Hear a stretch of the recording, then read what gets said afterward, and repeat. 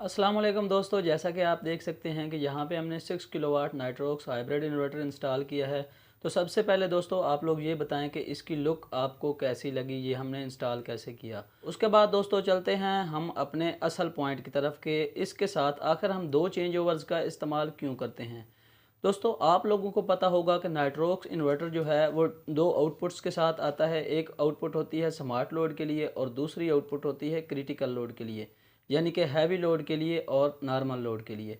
तो दोस्तों उन दोनों आउटपुट्स के ऊपर हमने दो चेंज ओवर्स का इस्तेमाल कर दिया है कि इन केस ऑफ एमरजेंसी अगर हमारे इन्वर्टर में खुदा न खास्ता कोई प्रॉब्लम पेश आती है और इसको सर्विस सेंटर लेके जाना पड़ता है, तो आप अपने चेंज ओवर्स को मैनुअली बाईपास कर देंगे और इस इन्वर्टर को हम खोल के सर्विस सेंटर ले जाएंगे।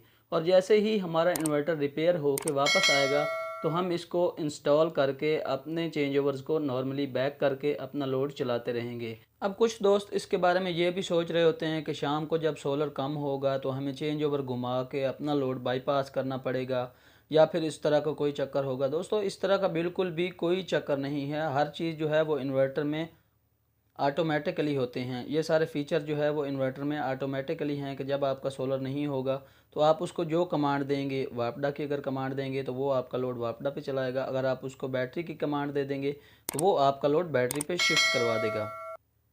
तो दोस्तों अगर वीडियो पसंद आई है तो वीडियो को लाइक करें और चैनल को सब्सक्राइब करें। मिलते हैं नेक्स्ट वीडियो के साथ। अल्लाह हाफिज़।